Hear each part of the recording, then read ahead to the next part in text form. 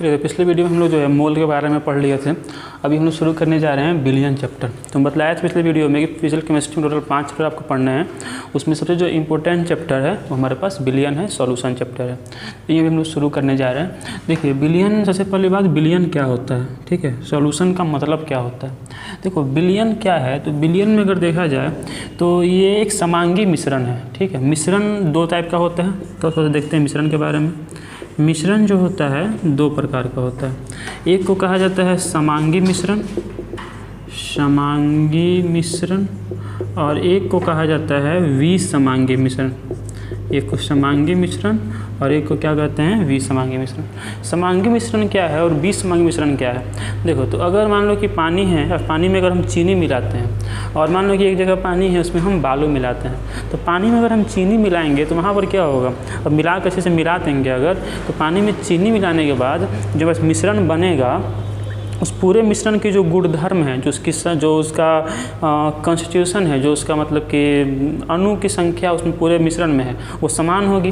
तो उस तरह का मिश्रण क्या कहलाएगा, समांगी मिश्रण। मतलब कि जो घोल बना है उसमें चाहे हम नीचे से लें या उसके ऊपर से लें या उसके ऊपर से लें, कहीं से भी लें, उसमें हर एक जगह जो उसमें मात्रा है, जो उसका मिठास है, वो कैसा होगा, समान होगा। तो उस तरह का मिश्रण क्या कहलाता है, समांगी मिश्रण कहलाता है। और मान लो कि अगर पानी में अगर हम बालू मिलाए हुए हैं तो वहाँ पर जो मिश्रण बना है तो क्या पूरा वो समान होगा, नहीं होगा। हो सकता है। तो विसमांगी मिश्रण वो होता है जिसमें हम लोग पानी में अगर बालू मिलाते हैं तो मिलाने के बाद क्या पूरे मिश्रण की सजावट एक समान होगी, क्या उसकी बनावट एक समान होगी, नहीं होगी। उसमें हो सकता है कि नीचे में उसमें जो है बालू की मात्रा ज़्यादा हो, उसके ऊपर कम हो, उसके ऊपर और कम हो। तो उस तरह का जो मिश्रण है वो क्या कहलाता है, विसमांगी मिश्रण कहलाता है। 2 तरह का मिश्रण हुआ, एक हुआ समांगी मिश्रण, एक हुआ हमारे पास विसमांगी मिश्रण। इसका एग्जाम्पल क्या हो जाएगा, तो इसका एग्जाम्पल हो जाएगा पानी में चीनी वाला मिश्रण, और इसका क्या हो जाएगा, पानी में बालू वाला मिश्रण। तो हम लोग को बेसिकली समांगी मिश्रण जो है इसी को ही कहा जाता है विलयन। इसी को ही क्या कहा जाता है, विलयन। समांगी मिश्रण को ही क्या कहा जाता है, बिलियन कहा जाता है। तो देखो, बिलियन के बारे में भी हम लोग पढ़ने जा रहे हैं, मतलब इसी समांगी मिश्रण के बारे में अभी हम लोग पढ़ेंगे। तो देखो, बिलियन जो होता है, मान लो पानी में हम चीनी का एग्जाम्पल दिए, तो पानी में चीनी अगर हम मिला रहे हैं तो उसमें 2 कंपोनेंट हैं, 2 अवयव हैं। एक तो पानी है और एक कौन है, चीनी है। मतलब 2 अवयव हैं, एक हमारे पास उसमें जल है, मतलब पानी है, दूसरा कौन है हमारे पास, शुगर है, मतलब कि चीनी है। तो पानी और चीनी 2 चीज़ें हैं। पानी जो है इसमें ज़्यादा मात्रा में रहेगा, ठीक है। तो इसको क्या कहेंगे, इसको कहेंगे हम विलायक। क्या कहते हैं इसको, विलायक कहते हैं, या फिर अंग्रेजी में क्या कहते हैं, विलेय। और चीनी कम मात्रा में रहेगा तो इसको क्या कहते हैं, विलेय, या फिर इसको क्या कहते हैं, इसको कहते हैं सॉल्यूट। तो बिलियन में जो भाग, जो उसका अवयव अधिक मात्रा में रहे उसको क्या कहते हैं, विलायक, और जो भाग कम मात्रा में रहे उसको क्या कहते हैं, विलेय। विलायक वह है जो अधिक मात्रा में रहेगा, विलेय वह है जो कम मात्रा में रहेगा। और दोनों को मिलाने के बाद जो बनेगा उसको क्या कहते हैं, उसको कहते हैं बिलियन, ठीक है। तो बिलियन समझे, बिलियन एक समांगी मिश्रण होता है जिसमें कि पूरे मिश्रण का जो गुणधर्म है वो कैसी होती है, समान होती है। उस तरह का मिश्रण, उस तरह का समांगी मिश्रण क्या कहलाता है, बिलियन कहलाता है। बिलियन में जो भाग अधिक मात्रा में होता है उसको विलायक कहा जाता है, और जो भाग कम मात्रा में होता है उसको विलेय कहा जाता है, विलेय। और दोनों को मिलाकर क्या बनता है, हमारा बिलियन बनता है। तो देखो, अब इसमें हम लोग आगे देखेंगे कि बिलियन बहुत प्रकार के हो सकते हैं, ठीक है। मतलब कि मान लो कि पानी में चीनी मिलाया गया, तो पानी में चीनी मिलाने के बाद या फिर पानी में चीनी मिलाया गया, उसमें NaCl, सोडियम क्लोराइड मिला दिया गया। मतलब पहले कितने अवयव थे, उसमें 2 अवयव थे, कौन कौन, एक था पानी, एक था चीनी। उसके बाद फिर 3 अवयव हो गए, पानी भी है, चीनी भी है, NaCl भी है। तो इस तरह से अगर 2 अवयव हैं बिलियन में, उसको कहा जाता है द्विअंगी बिलियन। उसको क्या कहा जाता है, द्विअंगी बिलियन, या फिर इसको कहा जाता है बाइनरी सॉल्यूशन। इसको क्या कहते हैं, बाइनरी सॉल्यूशन, द्विअंगी बिलियन। अगर बिलियन में केवल 2 अवयव हैं तो क्या कहते हैं उसको, द्विअंगी बिलियन। अगर बिलियन में 2 से ज़्यादा अवयव हैं तो त्रिअंगी बिलियन। इस तरह समझ रहे हो, ट्रायंगल सॉल्यूशन इस तरह हो सकता है। लेकिन 12th क्लास में आपको हम जब भी बोलेंगे बिलियन, मतलब होगा उसका क्या आगे, द्विअंगी बिलियन। मतलब वैसा बिलियन जिसमें केवल 2 ही अवयव उपस्थित है। अब 2 अवयव है तो जो अवयव अधिक मात्रा में होगा, जो अवयव अधिक मात्रा में होगा उसको क्या कहते हैं, उसको कहते हैं विलायक। और जो अवयव कम मात्रा में होगा, जो अवयव कम मात्रा में होगा उसको क्या कहते हैं, विलेय। जो अवयव अधिक मात्रा में होगा उसको विलायक, और जो अवयव कम मात्रा में होगा उसको विलेय कहा जाता है। अच्छा बताओ, किसी भी विलयन की जो भौतिक अवस्था है वो किस पर निर्भर करेगी, विलायक पर कि विलेय पर? तो मान लो पानी में चीनी को मिलाया गया, ठीक है, पानी किस अवस्था में है, द्रव्य अवस्था में, और चीनी किस अवस्था में है, जलीय ठोस अवस्था में, और मिलाने के बाद जो मिश्रण बना वो किस अवस्था में बना, द्रव अवस्था में।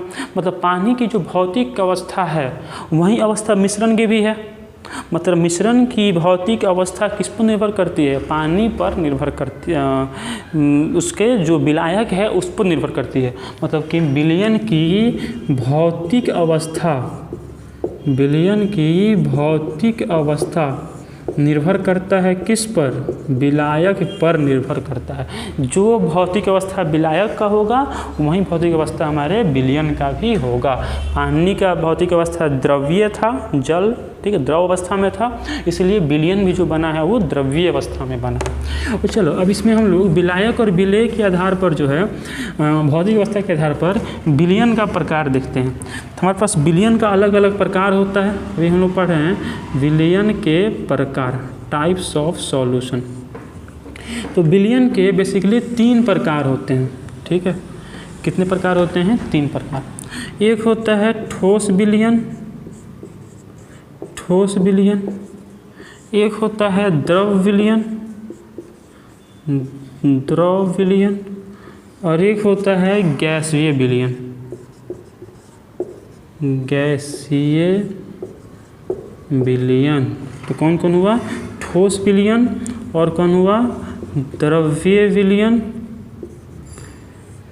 और कौन हुआ? गैसीय विलयन। देखो ठोस विलयन में एक बात तो क्लियर है कि इसमें जो विलायक है वो हमेशा कैसा होगा, जो विलायक है इसमें वो हमेशा कैसा होगा? ठोस ही होगा, तब तो ये ठोस विलयन है। लेकिन इसमें विलेय अगर देखा जाए तो विलेय इसमें कोई भी हो सकता है। मतलब कि विलेय इसमें ठोस भी हो सकता है, या फिर इसमें द्रव भी हो सकता है, या फिर इसमें गैस भी हो सकता है। देखो विलेय कोई भी, उससे फर्क नहीं पड़ता है, फर्क पड़ता है केवल किससे? विलायक से फर्क पड़ता है। अच्छा अगर द्रव्य विलयन देखा जाए, द्रव्य विलयन में एक बात तो फिक्स है कि विलायक जो है, विलायक हमेशा इसमें कैसा होगा? द्रव्य अवस्था में होगा। लेकिन जो विलेय है इसमें, विलेय ये इसमें ठोस भी हो सकता है, या फिर द्रव भी हो सकता है, या फिर गैस भी हो सकता है। उसी अगर गैसीय विलयन में देखा जाए तो इसमें एक बात तो फिक्स है कि जो विलायक होगा वो हमेशा कैसा होगा? हमेशा इसमें गैस ही विलायक होगा।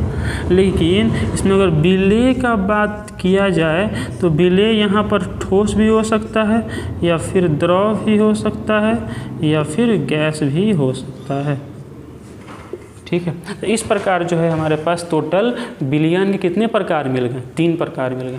कौन कौन? एक तो ठोस विलयन, द्रव विलयन, गैस विलयन, फिर इसके 3 प्रकार, ठोस ठोस, द्रव ठोस, गैस ठोस, ठीक है। हमेशा विलेय को पहले लिखते हैं। इसमें भी 3 प्रकार, कौन कौन? ठोस द्रव, द्रव द्रव, गैस द्रव। यहाँ भी 3 प्रकार, कौन कौन? ठोस गैस, द्रव गैस, गैस गैस, ठीक। अब सबका अलग अलग एग्जाम्पल अगर देखा जाए, ठीक है, कि सबका अलग अलग एग्जाम्पल क्या क्या होगा। तो चलो बात करते हैं ठोस ठोस का। इसका एग्जाम्पल क्या हो जाएगा? इसका एग्जाम्पल हो जाएगा मिश्र धातु। जो मिश्र धातु होते हैं वो ठोस ठोस का एग्जाम्पल। मिश्र धातु मतलब क्या? जैसे मान लो कि सोना जो होता है, तो सोना बहुत लचीला होता है, तो क्या सोना का ये बना पाना, जो उसका आभूषण बना पाना संभव है? नहीं, क्योंकि सोना जो होता है बहुत लचीला होता है, उसका आभूषण नहीं बन सकता है। इसलिए क्या किया जाता है? उसमें कुछ मिश्र धातु, जैसे कि उसमें कुछ तांबा या फिर कुछ कॉपर वगैरह इसमें, या फिर चांदी वगैरह उसमें मिक्स किया जाता है, कठोरता आ जाती है, उसको क्या कहेंगे? मिश्र धातु। उसमें अगर ठोस द्रव का बात किया जाए, ठोस द्रव, तो इसका एग्जाम्पल हो जाएगा द्रव ठोस। इसको क्या बोलेंगे? इसको बोलेंगे ठोस ठोस विलयन, ठोस ठोस। नेक्स्ट कौन हुआ? नेक्स्ट हुआ द्रव ठोस। तो द्रव ठोस का एग्जाम्पल कौन हो जाएगा? Hydrated salt. कौन हो जाएगा? हाइड्रेटेड लवण, हाइड्रेटेड लवण। जैसे कुछ साल्ट होते हैं, जैसे कि मान लो है CuSO4 × 5H2O, या फिर बहुत सारे सॉल्ट होते हैं जिसमें कि कुछ जल के अणु उपस्थित रहते हैं, तो उनको क्या कहते हैं? हाइड्रेटेड लवण कहते हैं। और उसमें देखा जाए अगर तो लवण किस अवस्था में है? ठोस अवस्था में। और फिर जल के अणु किस अवस्था में है? द्रव अवस्था में। एग्जाम्पल हो गया किसका? द्रव ठोस का। अब हम बात कर लेते हैं अगर गैस ठोस का, तो गैस ठोस के एग्जाम्पल में कौन हो जाएगा? Hydrogen gas in palladium. Palladium एक तत्व होता है, ठीक है, बहुत बड़ा तत्व होता है, उसमें हाइड्रोजन गैस अंदर जाकर जो है बनाया रहता है विलयन। तो यहाँ पर एग्जाम्पल हाइड्रोजन किस अवस्था में है? गैस अवस्था में। और पैलेडियम किस अवस्था में है? ठोस अवस्था में। तो ये इसका एग्जाम्पल हो जाएगा। अब अगर हम बात करते हैं ठोस द्रव, ठीक है, किसका बात कर रहे हैं? ठोस द्रव विलयन का एग्जाम्पल। समझे क्या क्या बोल रहे हैं? विलयन क्या है? विलयन एक समांगी मिश्रण है। विलयन में जो अवयव अधिक मात्रा में है उसको क्या कहते हैं? विलायक। जो अवयव कम मात्रा में है उसको क्या कहते हैं? विलेय। ठीक है। विलयन की भौतिक अवस्था किस पर डिपेंड करता है? विलायक पर डिपेंड करता है। ठीक है। उसके बाद विलयन के भौतिक अवस्था के आधार पर विलयन कितने टाइप के हो सकते हैं? 3 टाइप के। कौन कौन? ठोस विलयन, द्रव विलयन, गैस विलयन। ठोस विलयन फिर कितने प्रकार के हो सकते हैं? 2 प्रकार के। कौन कौन? 3 प्रकार के। कौन कौन? ठोस विलयन, द्रव ठोस विलयन, गैस ठोस विलयन। फिर यहाँ देखा जाए द्रवीय विलयन जो है ये हमारे पास 3 टाइप के भी हो सकता है। कौन कौन? ठोस द्रव, और कौन हो सकता है? द्रव, और कौन हो सकता है? गैस द्रव। ठोस द्रव, गैस द्रव। ठोस द्रव का एग्जाम्पल कौन हो जाएगा? ठोस द्रव विलयन का उदाहरण कौन हो जाएगा? इसका उदाहरण हो जाएगा हमारा जल में चीनी का मिश्रण। जल में चीनी का मिश्रण, ठीक है। यहाँ पर चीनी किस अवस्था में है? ठोस अवस्था। जल किस अवस्था में है? द्रव अवस्था। उसके बाद द्रव, इसका एग्जाम्पल क्या हो जाएगा? जल में अल्कोहल का मिश्रण। जल में अगर अल्कोहल मिलाया जाए, अल्कोहल किस अवस्था में है? द्रव अवस्था में। जल किस अवस्था में है? द्रव अवस्था में। गैस द्रव का एग्जाम्पल कौन हो जाएगा? तो जल में ऑक्सीजन का मिश्रण। जल में अगर ऑक्सीजन मिलाया जाए, ऑक्सीजन किस अवस्था में है? द्रव अवस्था में। तो ऑक्सीजन किस अवस्था में है? गैस अवस्था में। जल किस अवस्था में है? द्रव अवस्था में। तो ये एग्जाम्पल हो गया गैस द्रव विलयन का, ठीक है। उसके बाद करते हैं हम गैसीय विलयन का। तो गैसीय विलयन में कौन कौन हो जाएगा? यहाँ भी 3 प्रकार बनेगा। एक बनेगा ठोस गैस, एक बनेगा द्रव गैस, और एक बनेगा गैस। ठोस गैस में कौन हो जाएगा? तो नाइट्रोजन गैस में कपूर का मिश्रण। नाइट्रोजन में कपूर का मिश्रण। तो नाइट्रोजन में कपूर का मिश्रण अगर देखा जाए तो कपूर किस अवस्था में है? ठोस अवस्था में। नाइट्रोजन किस अवस्था में है? गैस अवस्था में। द्रव गैस का एग्जाम्पल देखा जाए तो इसमें हो जाएगा नाइट्रोजन में क्लोरोफॉर्म। क्लोरोफॉर्म किस अवस्था में रहता है? द्रव अवस्था में। नाइट्रोजन किस अवस्था में है? गैस अवस्था में। तो नाइट्रोजन में क्लोरोफॉर्म का मिश्रण, क्लोरोफॉर्म। और गैस का एग्जाम्पल क्या हो जाएगा?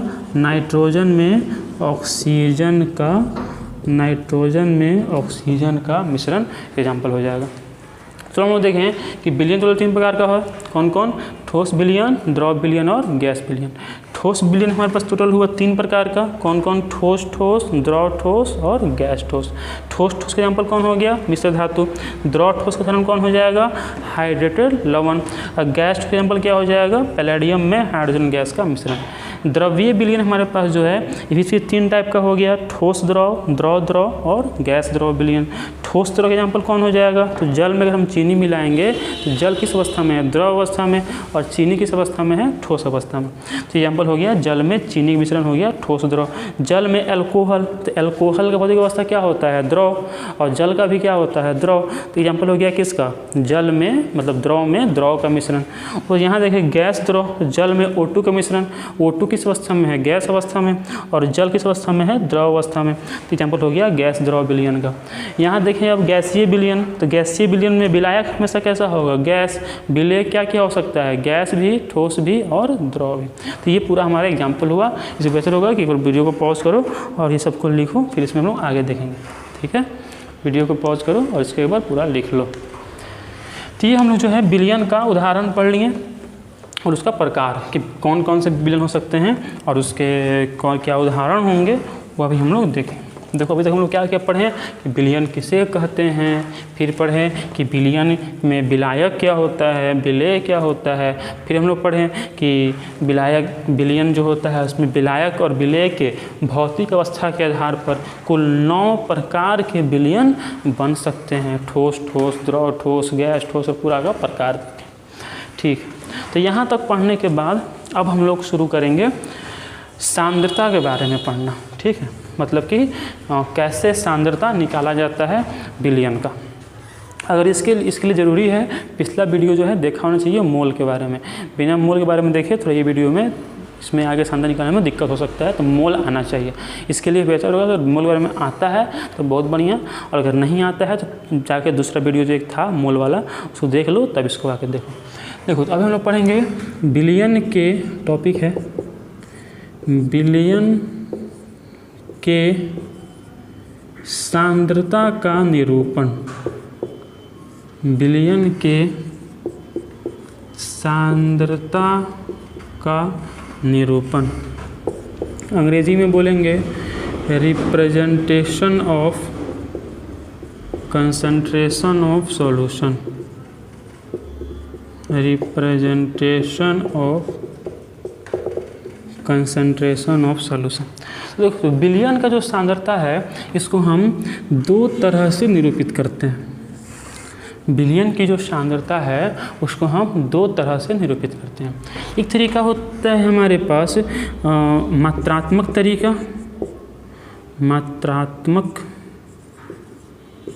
ठीक है, मात्रात्मक, या फिर क्वांटिटेटिवली,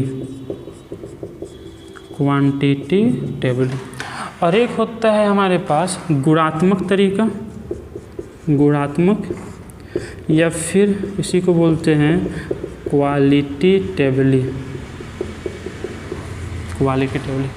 और 2 तरीका हो निरूपित करने का, एक हुआ मात्रात्मक तरीका और एक हुआ गुणात्मक तरीका।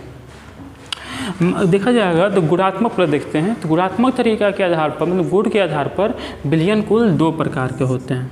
गुण के आधार पर विलयन होते हैं कितने प्रकार के? 2 प्रकार के। एक होता है तनु विलयन और एक होता है सांद्र विलयन।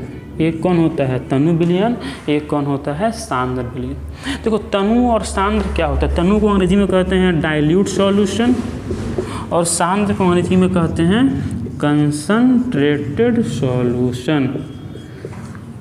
तनु और सांद्र विलयन। देखो तनु और सांद्र क्या होता है, मान लो ये बहुत ही मतलब कि रिलेटिव टर्म है, मतलब कि सापेक्षिक शब्द है। मतलब इसको हम नहीं कह सकते हैं कि कोई विलयन तनु है कि सांद्र है। डिपेंड करता है कि उसको हम लोग तुलना किससे कर रहे हैं। जैसे मान लो कि हमारे पास 2 बीकर है, दोनों में 100 ml पानी है। मान लो एक में 5 ग्राम चीनी मिलाया गया, एक में 10 ग्राम चीनी मिलाया गया। 2 बीकर है, दोनों में 100 ml पानी है, एक मिलाया गया 5 ग्राम चीनी, एक मिलाया गया 10 ग्राम चीनी। जिसमें चीनी ज़्यादा है, मतलब जिसमें विलेय ज़्यादा है, उसको कहते हैं सांद्र विलयन। क्या कहते हैं? सांद्र विलयन। और जिसमें विलायक ज़्यादा है उसको कहते हैं तनु विलयन। क्या कहते हैं उसको? तनु विलयन। 2 तरह का विलयन हुआ, तनु और सांद्र। तनु विलयन कौन है? जिसमें विलायक ज़्यादा, तनु। जिसमें विलेय ज़्यादा वो जिसमें विलेय ज़्यादा वो सांद्र, जिसमें विलायक ज़्यादा वो तनु। ठीक है। अब ऐसे मान लो कि बोले हम कि 2 बीकर है, एक में 100 ml, दोनों में 100 ml पानी है, एक में 5 ग्राम चीनी, एक में 10 ग्राम चीनी। तो 5 ग्राम में विलेय कम है, विलायक ज़्यादा, मतलब विलेय कम है ना 10 ग्राम की तुलना में, तो वो क्या हुआ? वो हुआ तनु विलयन। और जो 10 ग्राम वाला हुआ वो कैसा हुआ? सांद्र। अब मान लो कि 5 ग्राम 10 ग्राम, एक में 5 ग्राम था, एक में 10 ग्राम। मान लो एक में अब 5 ग्राम है, एक में 3 ग्राम हो गया, तो अब 5 ग्राम वाला कैसा हो गया? सांद्र। 3 ग्राम वाला कैसा हो गया? तनु। मतलब कि तुलनात्मक तुलना करना पड़ेगा। तो मान लो कि अब 3 ग्राम, ठीक है, और एक में 1 ग्राम, 100 ml पानी है, एक में 3 ग्राम चीनी है, एक में 1 ग्राम चीनी है, तो 1 ग्राम वाला कैसा हो गया? तनु। 3 ग्राम वाला कैसा हो गया? सांद्र। तो ये मतलब तनु और सांद्र हम नहीं कह सकते हैं कौन तनु है कौन सांद्र, बहुत ही सापेक्षिक शब्द है। अब आते हैं मात्रात्मक तरीके पर। तो तनु विलयन किसे कहते हैं? अगर सिंपल हम बोलें तो जिसमें विलेय की मात्रा कम होती है और विलायक की मात्रा ज़्यादा होती है वो तनु होता है। और सांद्र किसे कहते हैं? जिसमें विलेय की मात्रा ज़्यादा होता है और विलायक की मात्रा कम होता है, उसको कहा जाता है सांद्र विलयन। अब हम यहाँ बात करते हैं मात्रात्मक। ठीक है, तो मात्रात्मक तरीका में अलग अलग तरीका होता है निरूपित करने का सांद्रता को। जैसे एक तरीका होता है हमारे पास, इसको बोलते हैं मोलरता। क्या होता है? मोलरता। अंग्रेजी में बोलते हैं मोलारिटी। मोलारिटी। और होता है मोललता या फिर मोलालिटी। और होता है मोल अंश। मोल अंश या फिर बोलते हैं इसको मोल फ्रैक्शन। ठीक है, मोलारिटी, मोलालिटी, मोल फ्रैक्शन। और होता है नॉर्मलता। हालांकि 12th क्लास में नहीं पढ़ना है, बुक में 12th क्लास में नहीं दिया हुआ है, ये आपको पढ़ना था 11th क्लास में, नॉर्मलिटी। और देखें तो होता है द्रव्यमान प्रतिशत। द्रव्यमान प्रतिशत। द्रव्यमान प्रतिशत, ये इसको बोलते हैं मास परसेंटेज। क्या बोलते हैं इसको? Mass percentage. और होता है हमारे पास आयतन प्रतिशत। आयतन प्रतिशत या फिर इसी को बोलते हैं वॉल्यूम परसेंटेज। क्या होता है? Volume percentage. तो ये सब तरीका होता है इसमें हम विलयन की सांद्रता को मात्रात्मक तरीका से निरूपित कर सकते हैं। मोलरता, मोललता, मोलांश, नॉर्मलता, द्रव्यमान प्रतिशत और आयतन प्रतिशत। तो हम लोग बेसिकली इन्हीं सब बारे में पढ़ना है। तो इसमें से आपको ये हम नहीं बतलाएंगे क्योंकि 12th क्लास में नहीं पढ़ना है, नहीं पूछते हैं एग्जाम में, तो इसलिए पढ़ने की जरूरत नहीं है। ये दोनों बहुत छोटी छोटी चीज़ें हैं। एक और होता है इसमें पार्ट्स पर मिलियन, बतला देंगे वो भी। और फिर मेन हम लोग के पास ये तीनों हैं, मोलरता, मोललता, मोलंश। फिर से बोल दे रहे हैं, आगे बढ़ने से पहले अगर मोल आता है तो बहुत बढ़िया, नहीं आता है तो पिछले वीडियो देख लेना। मोल पर एक वीडियो हम बना चुके हैं पहले, उसको देखने के बाद ही ये देखना, ज़्यादा समझ में आएगा। तो चलिए इसको नोट कीजिए, फिर इसमें हम लोग आगे अब देख देंगे मोलरता के बारे में। ठीक है, वीडियो को पॉज करके नोट कर लिया करो, तभी फ़ायदा करेगा सब वीडियो। ठीक है, तो हम लोग इसमें आगे देखेंगे कि मात्रात्मक तरीका से विलयन को कैसे निरूपित किया जाता है। तो पहले बात कर लेते हैं हम सीधे मोलरता का। मोलरता, मोललता और मोलंश का, बाकी सब आसान आसान है, ये देख लेते हैं पहले। बहुत लोग इसको 11th क्लास में ही पढ़ा होगा, जो पढ़ा है बहुत बढ़िया। इसमें एक दो क्वेश्चन देंगे हम, बना लेना। ठीक है, बोर्ड का क्वेश्चन रहेगा, सब आया होगा क्वेश्चन सब बोर्ड में। और जो नहीं पढ़ा है ध्यान से देखना इसको। मोल आना चाहिए थोड़ा सा, अगर मोल हम बता देते हैं वैसे थोड़ा सा बता देते हैं।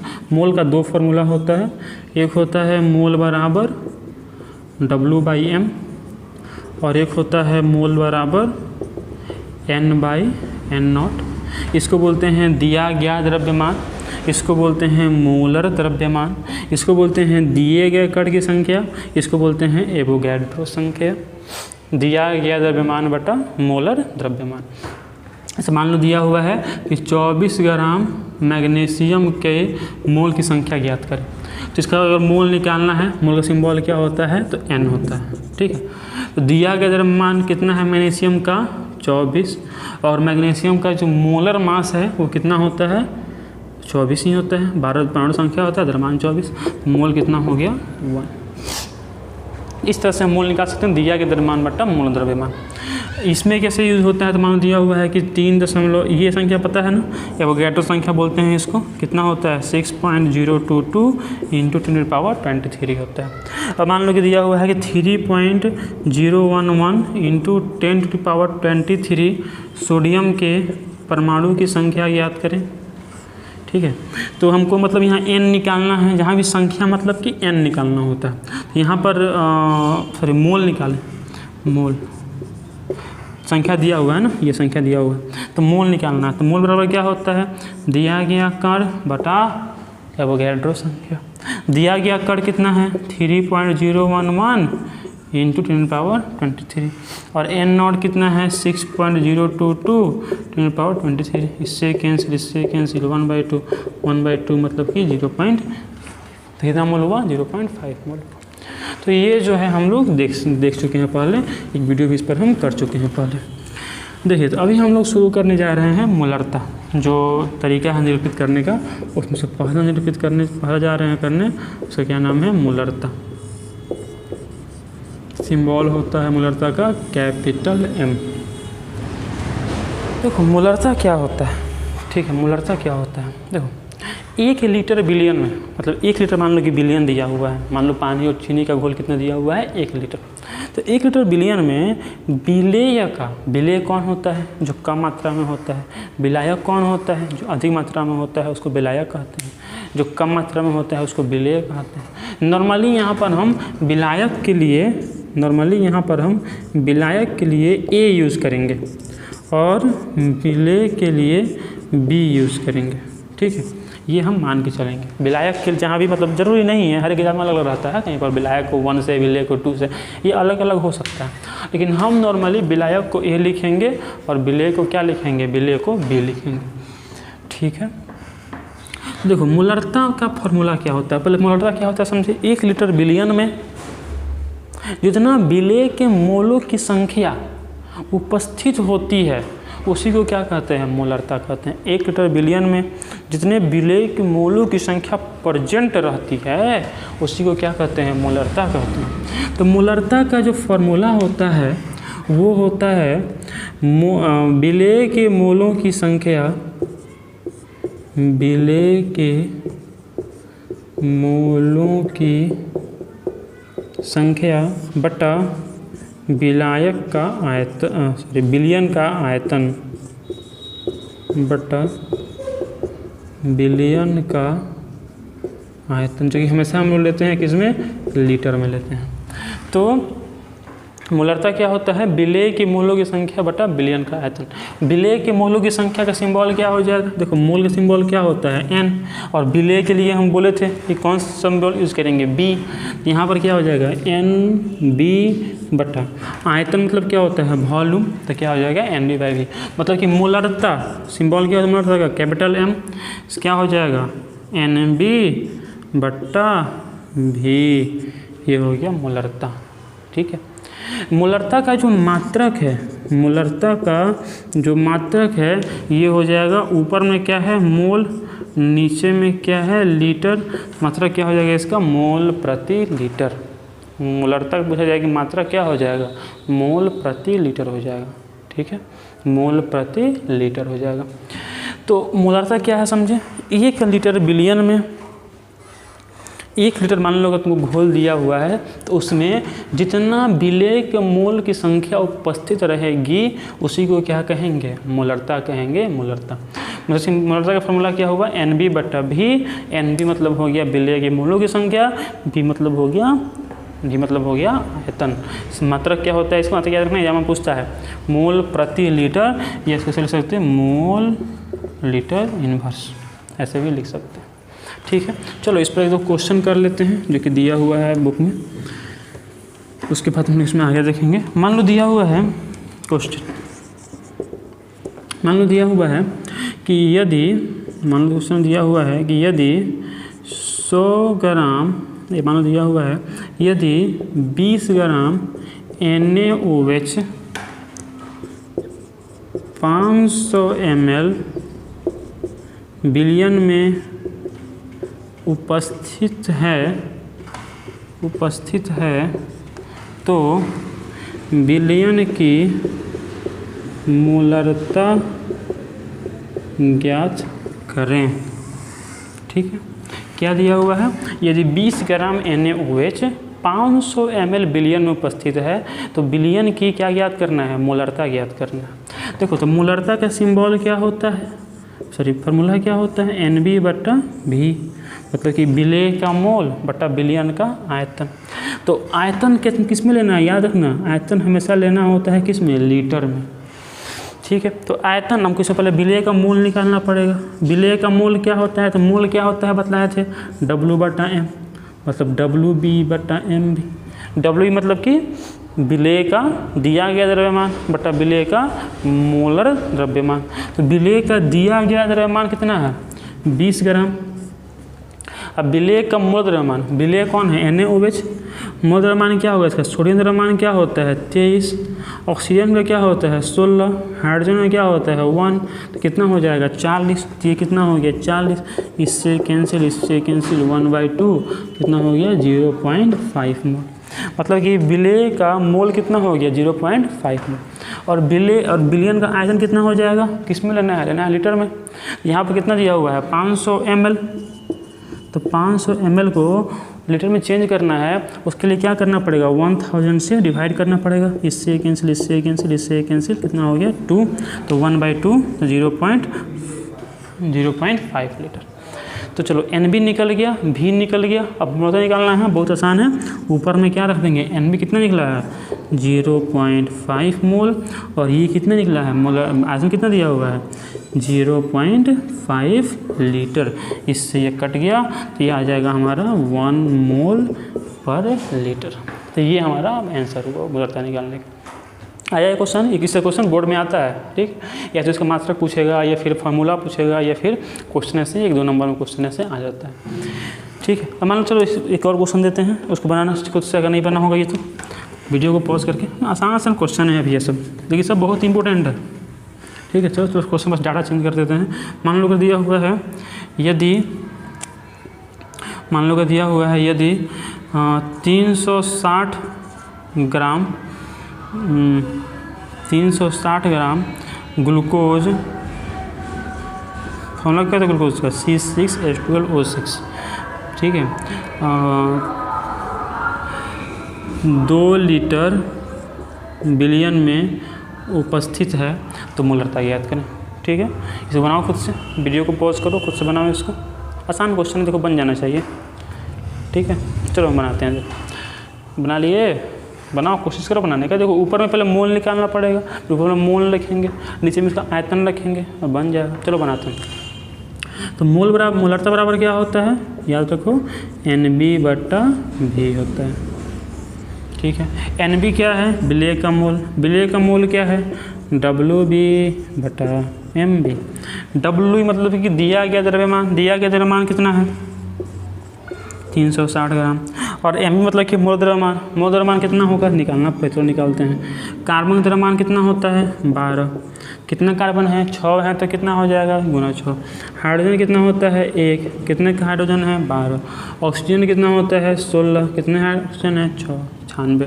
तो कितना हो गया ये 72 + 92 + 96, तो कितना हो जाएगा ये 9 और 2 11 और 2 11 9 सॉरी 6 और 2 8 2 10 0 1 9 1 10 10 1 11 11 7 180। बेहतर याद रखो इसका, ग्लूकोज का द्रव्यमान जो है 180 ग्राम होता है। तो दिया मोल द्रव्यमान कितना हो गया इसका 180 ग्राम, 0 0 कैंसिल, ये कैंसिल, कितना हो गया ये 2 मोल।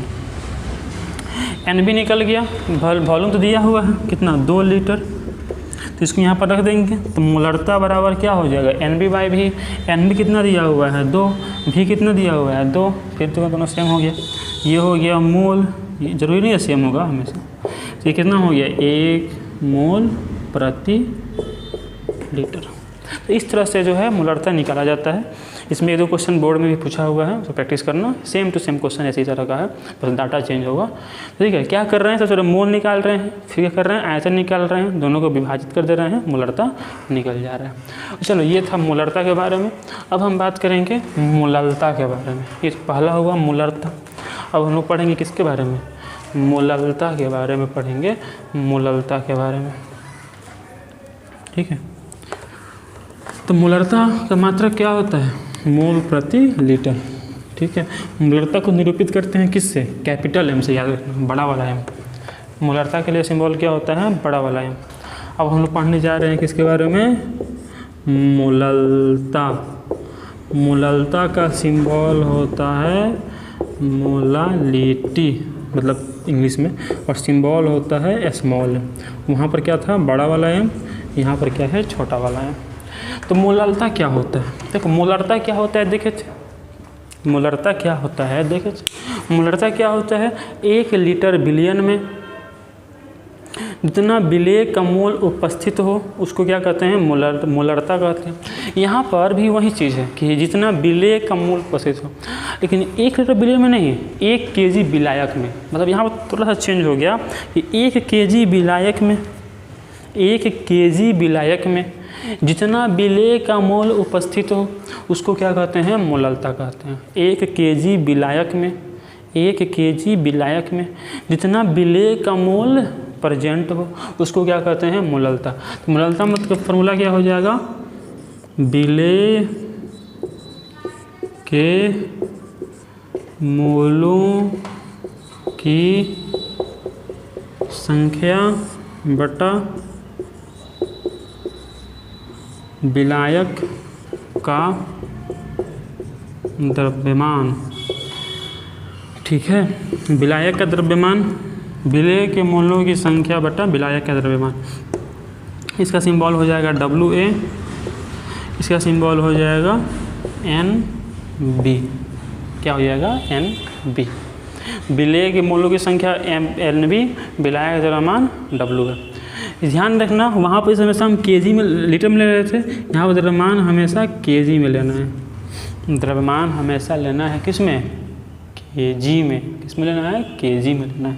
अब देखो इसमें अगर हम देखें तो इसका अगर देखें तो मोलरता बराबर क्या हो गया, NB बटा WA। NB मतलब क्या हुआ, विलेय के मोलों की संख्या, WA मतलब क्या हुआ, विलायक का द्रव्यमान। अब इसका पता मात्रक क्या होगा, बताओ मोलरता का मात्रक क्या होगा। ऊपर में क्या है, मोल, नीचे में क्या है, केजी। तो क्या हो जाएगा, मोल पर केजी या मोल केजी इनवर्स। तो ये मात्रक हो जाएगा किसका, मोलरता का। मोलरता का क्या था मात्रक, मोल प्रति लीटर। मोलरता का मात्रक क्या है, मोल प्रति केजी।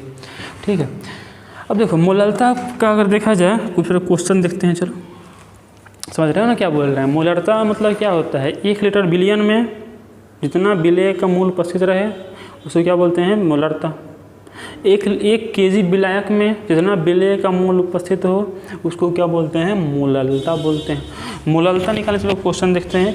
मान लो दिया हुआ है, यदि दिया हुआ क्वेश्चन में कि यदि 72 ग्राम या 78 ग्राम, ठीक है, या यदि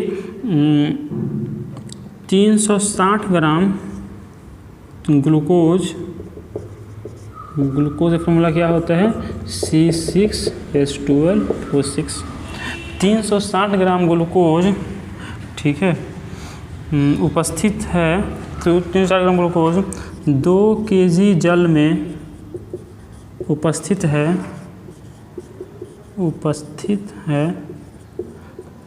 तो मोलरता ज्ञात करें। क्या निकालना है, मोलरता निकालना है। तो मोलरता का फॉर्मूला क्या होता है, मोलरता का फॉर्मूला होता है NB बटा WA। ठीक है, NB मतलब कि मोलों की संख्या, मोल क्या होता है, WB/MB। W मतलब कि दिया गया द्रव्यमान, तो ग्लूकोज द्रव्यमान कितना दिया हुआ है, 360 ग्राम। और ग्लूकोज का मोल द्रव्यमान कितना हो जाएगा, मोल द्रव्यमान हो जाएगा, निकालते फिर इसका 180 हो जाएगा। 1272 + 12 + 96 करोगे तो 180। तो कितना हो गया, ये हो गया तुमको 0 0 कैंसिल, इससे कैंसिल हो गया 2 मोल। और जो दिया गया द्रव्यमान है ये भी, सॉरी जो विलायक द्रव्यमान है ये भी कितना है, 2 केजी। ऊपर में कितना हो गया, 2 मोल, नीचे में भी क्या हो गया, 2 केजी। तो ये कितना हो गया, 1 मोल पर केजी। इस तरह से जो है हम क्वेश्चन बना सकते हैं। इसमें 1-2 क्वेश्चन दिया हुआ है, NCERT में भी बनाने की कोशिश करना, उसको बन जाएगा, या फिर बोर्ड में भी 2 क्वेश्चन पूछा हुआ है वो बन जाएगा।